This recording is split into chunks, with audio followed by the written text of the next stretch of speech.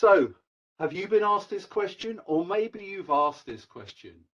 We've adopted a hybrid workplace strategy. Help me figure out how to better support the use of technology to keep us connected. So we have a bit of a history in this way, in this area.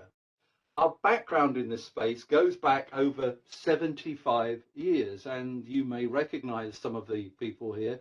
On the left is a lady called Florence Knoll, and she created many years ago something called the Florence Knoll Planning Unit. It was probably the forerunner to what was office design, interior design, and space planning tools. And her aim was, how do you support the user and in the workplace? So that is where it started with Florence Knoll back in when she set up the planning unit in 1946. And then we come to Robert Probst, who ran the Herman Miller Research Division in 1960. And his role was to help support work and what was then emerging technologies. And I'll share a quote from his 1968 book a little later. But he was looking at the increasing technology in the workplace. And in 1968, it was obviously a very different level of technology, and creating modular systems to be able to support the way that people were working and the technology that was starting to encroach. So, and then what we have started to do is continue on that research, looking at technology with a team of researchers. But when it comes to technology, our focus is how do you support users who are using the technology, and how do you support the technology? Like I said, this isn't a deep dive into every bit of technology that's out there in the workplace, but this gives you food for thought. We've worked closely with various technology companies over the year. You may not know that in 1968, when Stanford showed the world the first personal computer, Herman Miller designed the environment to cope with it. And on the left there is a picture of the first monitor arm. It was the first large but personal keyboard, and also a mouse. And we worked with Stanford to create the environment for it at that point. In the middle is some exploration that we did with Microsoft 10 years ago, looking at how do you support video in the workplace. So a deep dive of supporting the future of work and the future of workplace video. And I'm going to be talking a little bit more about some of that later on. Then on the right, our most recent piece is a piece of work with GitLab and their head of remote, a guy called Darren Murph. And here we were looking at how do you support people working remotely, because that's GitLab's world, is the whole idea of technology being supporting technology and supporting the users. And you'll see some of the people that we partner with. Logitech's an interesting one. Any of you gamers out there might know that Herman Miller launched a chair in conjunction with Logitech, and it's been a huge success amongst gamers. It's used in many of the large gaming competitions. And then the one that we are probably now most engaged with is the one at the top, which is Slack. And if you've not seen the Future Forum, which is an organization which was founded by Slack, Boston Consultant, and an organization called Management Leadership for Tomorrow. And together we created the Future Forum. Every 3 months, there's a survey, a global survey. Do check out futureforum.com. And of course, I will be following this up with links afterwards. So we think to start is a good place with 5 foundational concepts to understand technology and supporting that technology in the workplace. And of course, no presentation on technology would be complete without showing the Gartner hype cycle. And one of the things I think we're seeing in the last couple of years is an overwhelming sense of there is so much technology that is vying for our attention. But what we're saying is try not to let it freak you out. There are some great technology consultants out there that you can work with, but some of the things that you are hearing about are not on the immediate horizon. And in fact, if you look at the hype cycle, this kind of tells you the journey that often technology goes on. The innovation trigger is basically where someone invented it and then it hits the headlines. Look at what this is going to do. Look at what this is going to do. And suddenly we don't hear much more of it now, and it hits that trough of disillusionment, and it's not a sharp rise, it's a slow rise until it becomes active. And sometimes technology in the workplace, or what some people know as prop tech, is often slower to get adopted, and some of it works perfectly well, but it does take a little bit longer to get adopted. Virtual reality, well over 35 to 40 years old, is still finding its way around workplace. I'm not saying it is not relevant, but there are some very basic things which need to be paid attention to first before you look at some of these amazing new things. The second thing is, let's not confuse distributed work with hybrid work. The reality is this: the term hybrid, and we've been having debates internally whether we carry on using this term as well, but it's a term that's in our world. We cannot ignore it. It is really happening, so we have to use it. But hybrid work means different things to different people. But hybrid is there to support distributed work. Well, what is distributed work? If you were working 100 years ago and had more than one office, that is distributed work. We've been working in a distributed manner for many years. I can tell you, well, 40 years ago, I worked in an office which was a wallpaper company in the northeast of England, not far from Blythe, where one of our attendees is. And in that wallpaper company, we had a computer room, a massive computer room, but all it did was punch cards. And I had to drive every couple of days 20 miles to take those cards to another office so that they could be processed by another computer. That is distributed work. But we started to see the onset of distributed work happening 20 years ago, more than 20 years ago, where it became amplified because technology started to support us working together, but in different places. And so we mustn't confuse. So distributed work is where we might all be, we're working in a kind of distributed manner today. You know, we're all over the place, but you and I are together in one place. And IT professionals many years ago had decided that their technology would support all this distributed work, but it took a long while for us to adopt it. And of course, it took a long while for some of it to become efficient and affordable as well. And there was also an understanding many years ago that people would be working from home. I was trying to look back at some of the old reports I've got, and I remember it was called telecommuting at one point. And the reason it was called telecommuting was a lot of the time people were answering calls from home.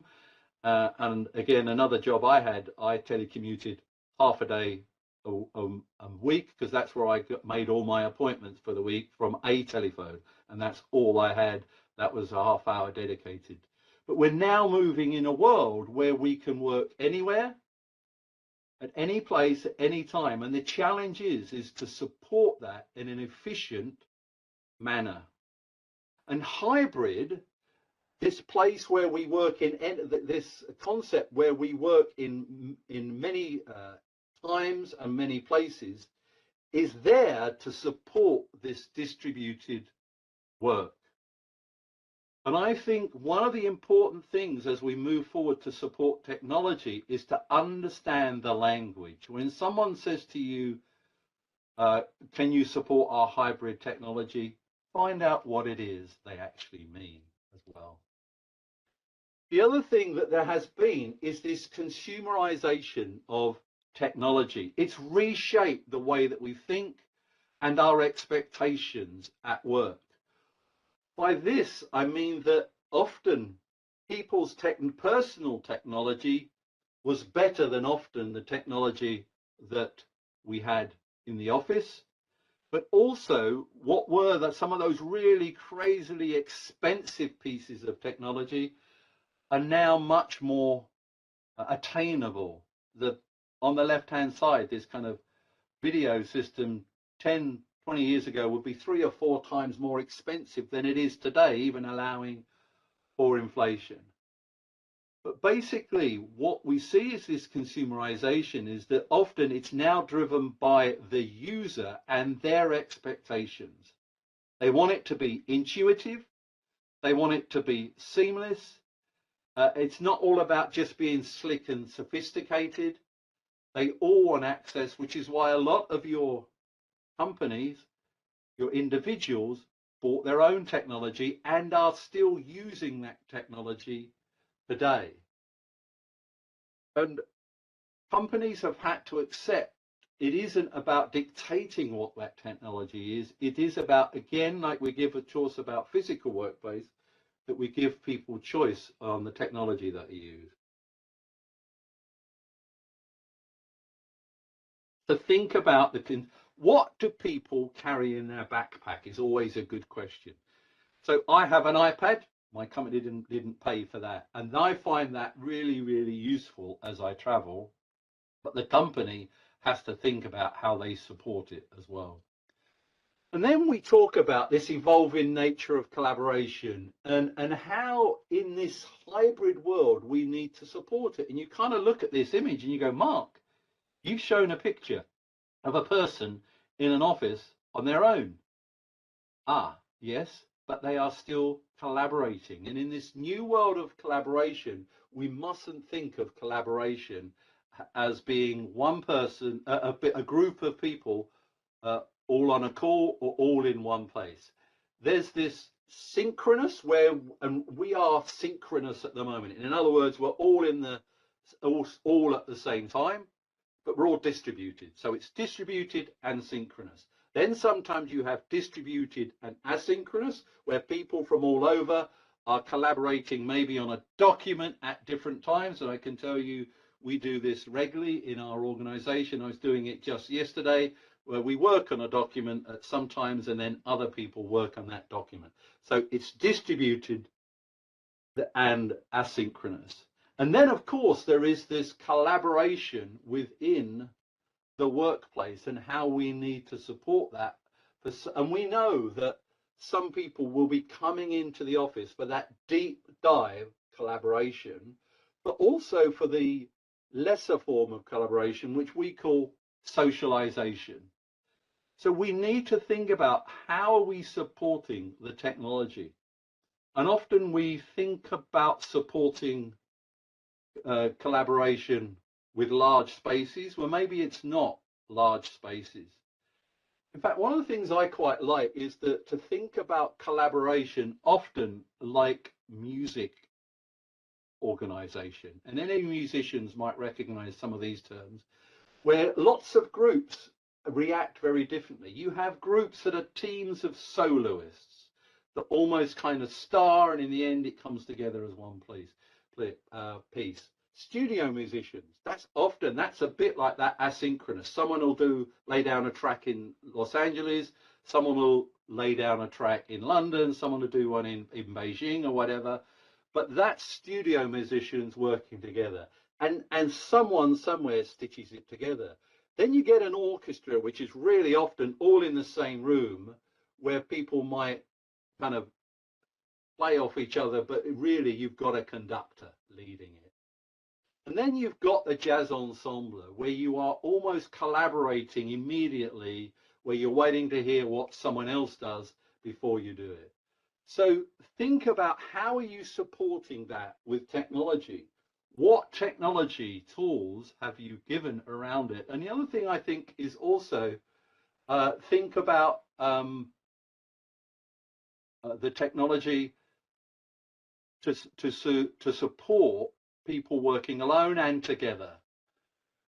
And the reason I posed there, I just realized this number's wrong, and my apologies, the numbers have all gone wrong on this slide deck. But anyway, also when it comes to technology, think about physical spaces still matter.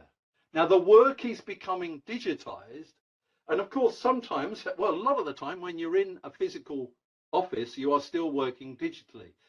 But everyone is in a place. You are somewhere at the moment. So we talk about these three things. Think about the individuals and their devices, the groups and their connections, and then the communities. And what technology are you using to support that? Now, of course, we are seeing a lot of dematerialization of technology. You know, but basically, it's a very small piece of kit these days.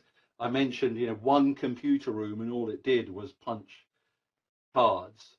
But we still have to support all that technology. I mentioned Robert Probst, and in his book, For Facility Based on Change, in 1968, he said this: the office is deluged with new devices, each one proposing improvement and asking for investment, space, and implementation.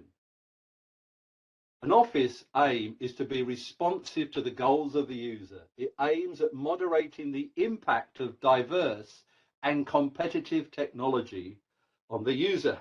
And I thought you could write that now and think about how competitive technology is for our time, for our investment. But the physical space, how are you supporting that, really does matter. So don't just think about it, the digital workplace. Think about physically and how you're supporting that in the physical workplace. So we talk about three good opportunities to start to improve hybrid connectivity. Things for you to think about. And I'll go back to what I said earlier. Think about what is in people's backpack. This is half the battle. Support what people carry around with them, because that is most of what we are using today. Amplify the mobile technology. And obviously there are some fundamentals, and anyone who's seen that kind of revised Maslow's hierarchy of need, of course, power access and Wi-Fi.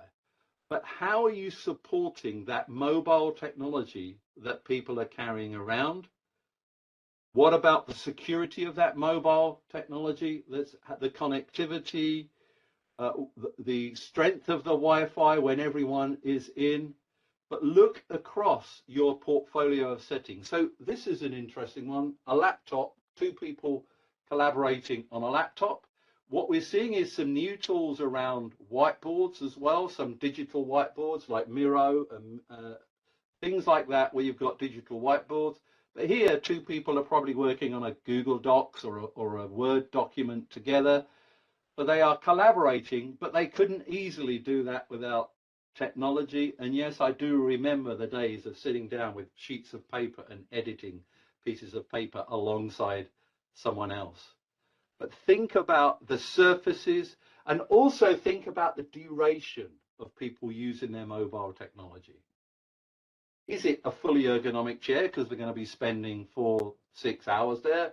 Or is it kind of a cafe area where almost you want people there for an hour and then they're going to move on? And then think about the technology beyond the workstation. And often we think about technology in the workstation, but think about the technology beyond the workstation. Lounge seating, are you going to support it with power? You're going to allow people just to maybe blow through their emails for half an hour? But what we're starting to see is some of the settings on the left are being used also for video conferencing. Lots of video conferencing being done away from the desk because it doesn't lend itself easily to those kind of bench layouts that we've become used to. So we are seeing environments now where people with their earphones or AirPods, people could be making a video call. Now, of course, alongside this technology, what you might also need is guidelines and guardrails to behavior guidance as well, to make sure that it isn't just everyone wandering around using their mobile technology for video conferences. But if you support it, these are the kind of places that you can look at as well. And of course, you cannot forget that people are spending in this new world, a lot of people are spending a day, 2 or 3, or even the whole week at home. And so we need to think about, how are you supporting people from home? There is some great research out there. Look at some of the Leesman data about working from home. Look at our own data. We have a tool where you can do a working from home assessment. 27,000 people have taken that. Many of them tell us they have problems with the ergonomic setup at home. They have problems with concentration. They don't move very much.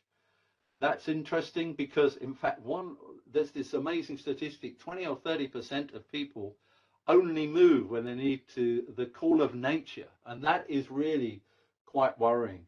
If your people are working at home 2 or 3 days a week, you need to make sure you are supporting the way they work and the technology that they use. And of course, we're seeing more and more people looking at how you can support people outdoors. And this very much is location dependent and obviously weather dependent. But you might want to think of giving people the ability in your office to work outdoors, might be putting in some umbrellas, or I've seen some little contraptions, which means if they're using their laptop, glare is a problem. And for some people, I know someone's in Dubai now working outside at the moment is not a great idea. But at different times of the year, it may be a great option. And we all know the benefits of just being outside and the air and the quality. But also think about, how do you support ergonomics on the go as we move around? So I'll give you an example. Bertie on the call yesterday, he's just ordering a pair of noise cancelling headphones because he travels a lot. And when he's traveling, you're sat in an airport, trying to get on a conference call can be real painful. So a good set of noise cancelling headphones, products like this, from CBS, where you're supporting people that are moving around, really, really matters. So support and amplify mobile technology. The next thing that I challenge you is, now this is the problem. Think about video connection. Yeah, there are some great organizations, and I'm pretty sure there are people on this call who can really give you great guidance. But there are some very basic things that we see people do wrong. But these are the kind of things that you need to think about when you are thinking about video conference rooms. Posture. By that, I mean, are people having to turn to look to the screen? And I'll show you some images of that. Is it easy for them? Are they continually rocking to and fro because the chair's not locked or whatever? And it can be quite annoying. So think about posture. Orientation, can they easily see the screen, or are there people in the way? And that's also a problem with sight lines. The gaze angle, which is the gaze angle of the camera, that really does make a difference. Can everyone be seen? Need to think about lighting, and I will give you a bit of advice on lighting. And then, of course, acoustics.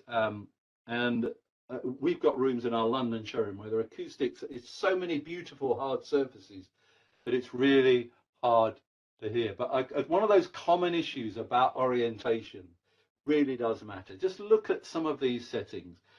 And these are not from any furniture company. This is actually from video conferencing companies trying to sell their products. And I'm sorry if you're on. But look at those 3 people on the left. It is not easy for them to see.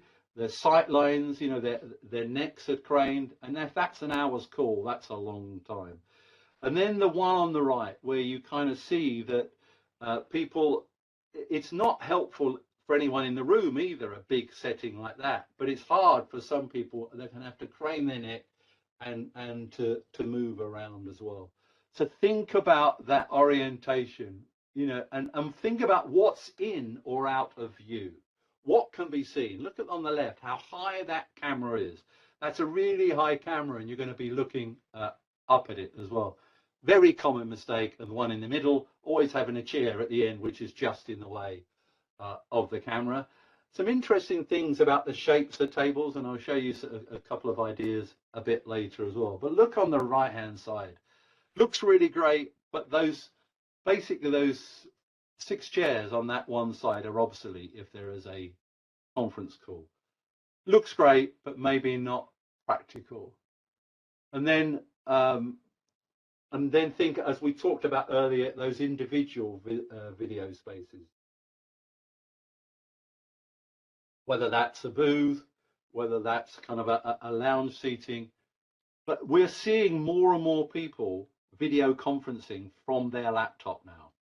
You probably need guidance around it, but are you supporting it physically within the workplace where people can move? It may be a booth, but sometimes those calls are a quick 10 minutes. So it's not always about booking a room, because if it's a 10-minute call and someone books a room for an hour, it's not an efficient use of space. So here are some thoughts, some ideas, and we will send the whole slide deck to you afterwards, by the way, so that, and I will make sure the slide number is in the right order before it goes out. But these are some things for you to think about. Think about the good design spatial practices for those video environments that we've talked about. Work with a good designer, a good space planner. Why don't you think about modeling them as well? Opaque surfaces behind the users. Don't point cameras towards glass, because that, and also where people are moving in the background, can be quite distracting. Use different shape tables. Teardrop, guitar pick is a popular one. Anyone that's, I've got a guitar in the corner now, that kind of guitar plectrum shape, where basically you are around the table, people can see each other, but you can easily see the screen as well. Why don't you get a designer to render the camera angle on the plan view? Check with the camera provider, how wide is it? 7 degrees. I think one of the latest ones I'm seeing is 120 degrees. Well, who can see and who can be seen as well? And then think about how you surround the people over with full height walls if they're not using headsets or headphones. It was really interesting, actually. I think I had a phone call the other day with Neil Usher, and we were talking about some of these things. And he said, if we remember the office of 20 years ago, it was a really noisy place, much noisier than it is now, strangely, because phones were ringing everywhere. If you imagine, I can't quite remember, and imagine a phone's ringing everywhere and everyone speaking on their phone at their desk. But that might be coming back again. So we have to think about providing spaces where people can either go and be private, or the use of headsets and headphones.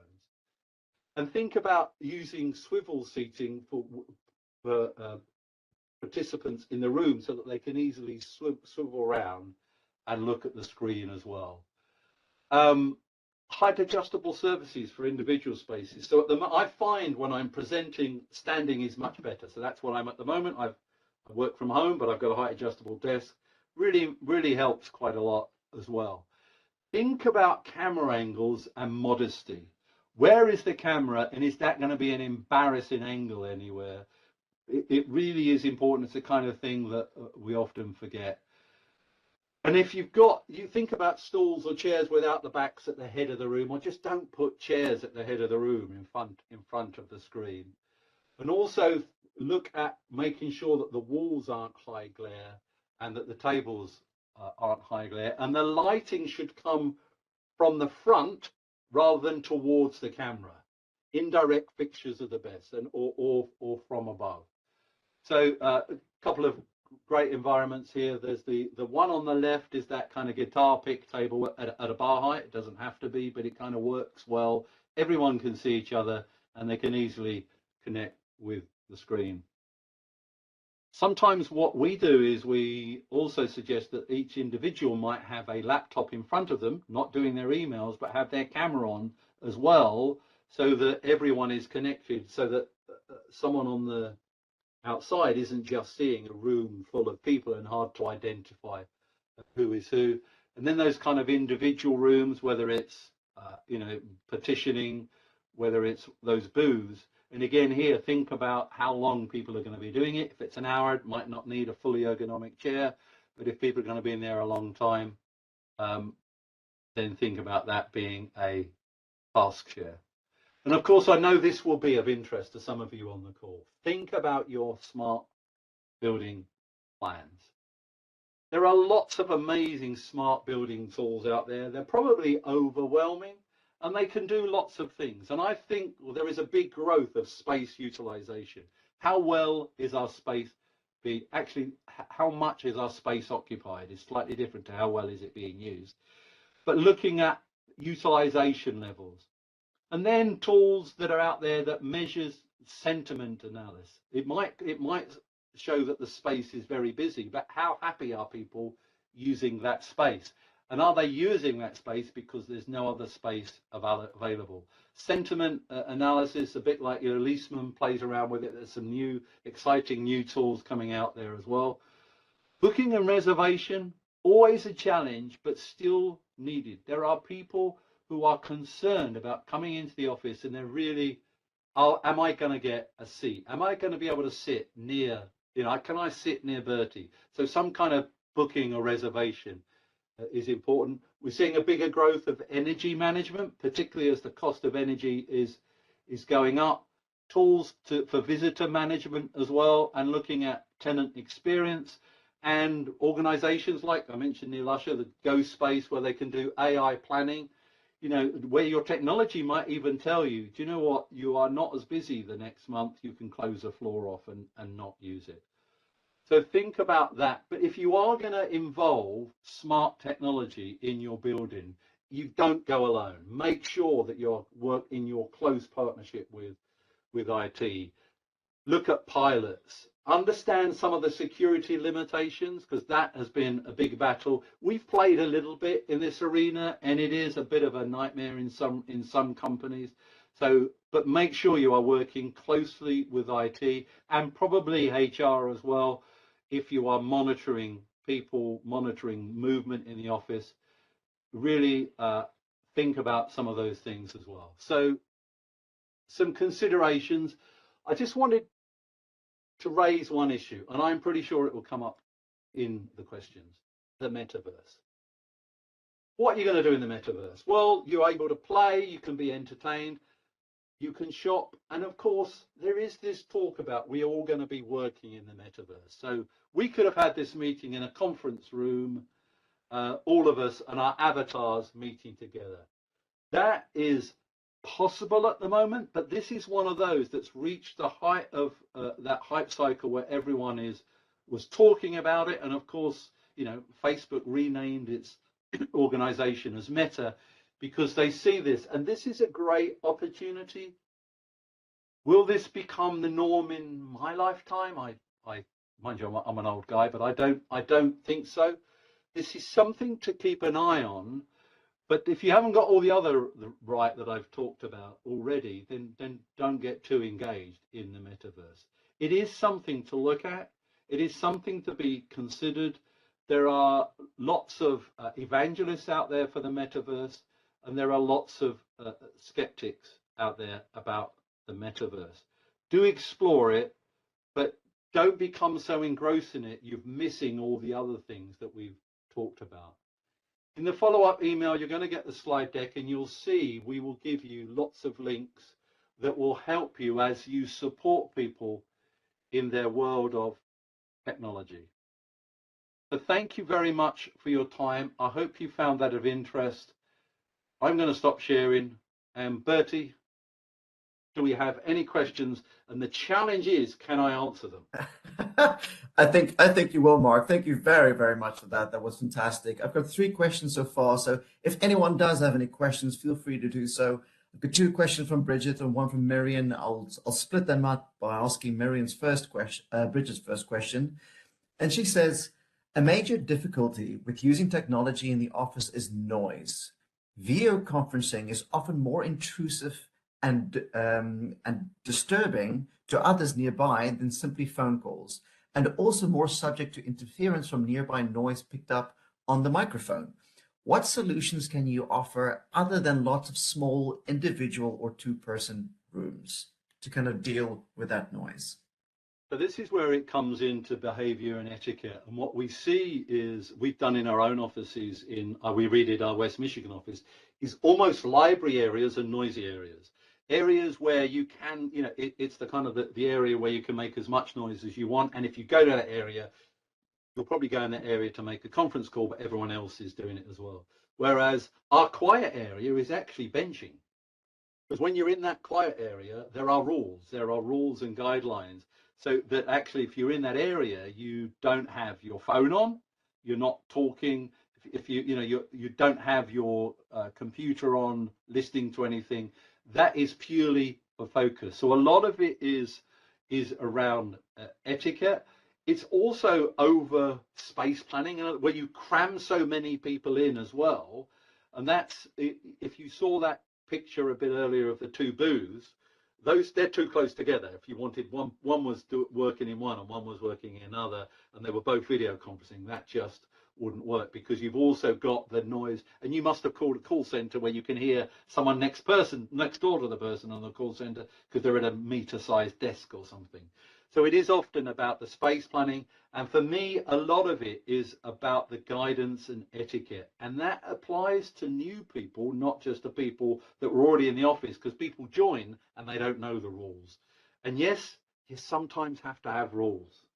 We can't, it's not an anarchic society, anarchic society. Mark, that perfectly leads into Bridget's second question. So I'll quickly just do that in the same time. And that was just based around etiquette. And she wants to know, what about people going to go sit in a cafe where it's okay to have more noise, but not using headphones? Yeah, and I guess this is all about culture and community, isn't it? Where you have the courage to be able to say,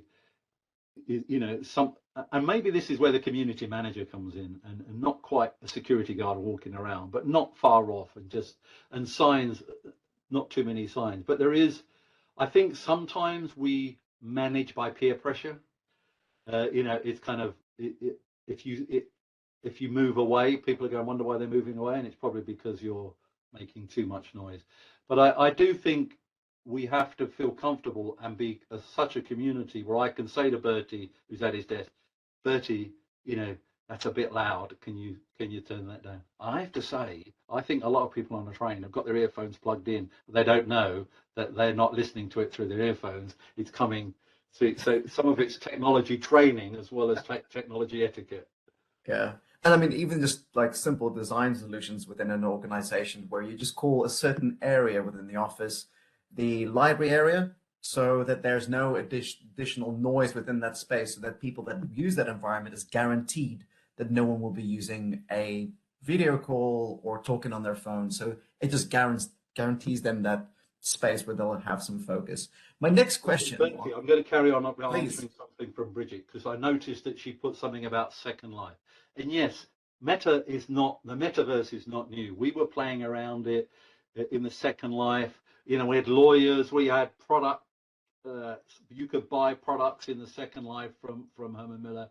And it never quite took off. So this is the next iteration, and it still doesn't look. That photograph I showed was actually from Meta, as in Facebook, and it doesn't look a lot different to what it used to look like all those years ago. It will come, but worry about the basics first. Next question, Mark, is from Marion, who asks, we all have personal cameras now. Do we need a corporate camera? I guess it depends on the quality and whether people want to feel connected to the room. So I think there is a need for both, where you kind of accept that you are in a meeting with lots of other people. So it's not quite the metaverse, but you can see lots of other people, but you can also see individual faces. So I do think there's a need for both.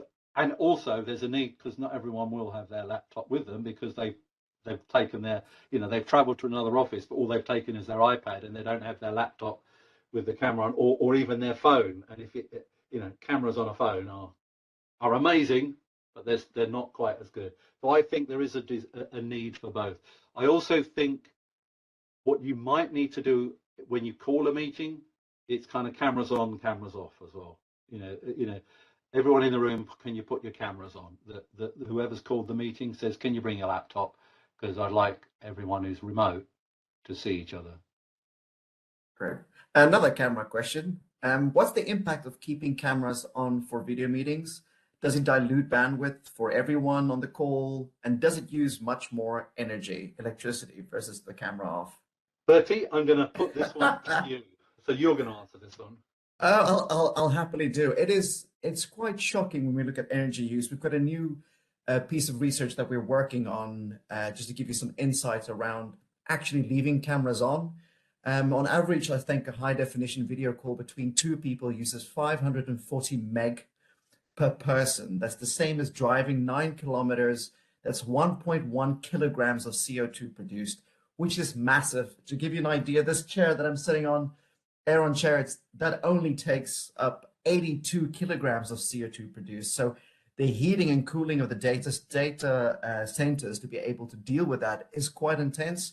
So yes, there's a whole separate conversation that we're trying to explore now around what are the actual issues around leaving your camera on. One of our recommendations always is, if you're having a call with one of your employees or with one of your teams and you really want to know how they're doing, pick up your phone, listen to their breathing. It means they're not doing emails, you're fully paying attention, and find out how they're doing. So yes, there's some real things to consider around that. Let me see what else. I've got another few questions coming up, Mark. Let me just quickly see if I can find them. Here we go. I'm looking at some of the conversations going on, and thank you for that. And yeah, and I don't mind. Someone said, don't want to be selling, but I don't mind you sharing links, provided they're not to our competitors. But beyond that, yeah, I can see, John, you've put a post to Jabra, and I can see someone from Shaw has put some posts on there as well, and Polycom as well. So any other questions, Bertie, you want me to field? I'm trying to see if there's no question mark. There's quite a lot of just statements. John wants to see the research. John, just on that environmental impact bit, we're gonna do a presentation on that in the very near future. We're just trying to get all our data sources together because it is quite astonishing, the actual impact of video calls. So yes, we will be doing a whole feature just on that. Very brilliant. Ask the question about density. Let me go back. Please, yes. Can't.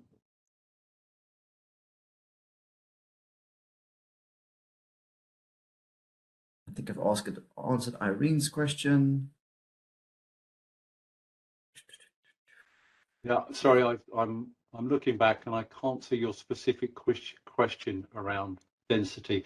I do think there's going to be something happening over the next few years. Companies will downsize, but they will upgrade, and I think that is what's going to be really important. Is that companies will look at the quality of the space, but it might be smaller space. My fear is that as they might just then grow and try and squeeze people into that space. Well, so there is that, but I do think people will downsize, but they will upgrade as well. I think that is it on the questions, Mark. I've not seen anything else. So on that note, I'm going to say thank you very much. And for those of you that want to say hi to Mark, if you want to do that in the chat, you can say thank you very much if you want to.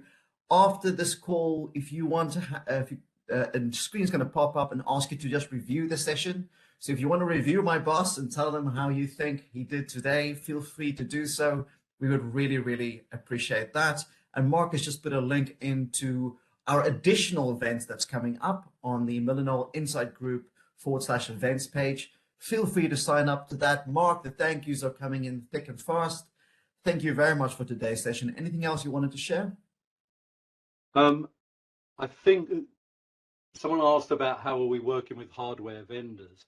The challenge is when you integrate the hardware into the furniture, one of them is going to become obsolete at some point, and usually the hardware is shorter lived than the furniture. So it is, again, supporting, not embedding. A lot of is what we do, rather than building it in. It's not that long ago when you could buy a desk in London with a CD drive embedded in the worktop. So, Fantastic. Thank you very much, Mark. thank you everyone for joining us, and enjoy the rest of your day. And sorry if you had some technical problems with our link a little earlier. Thank you. Thank you. Bye. Bye bye.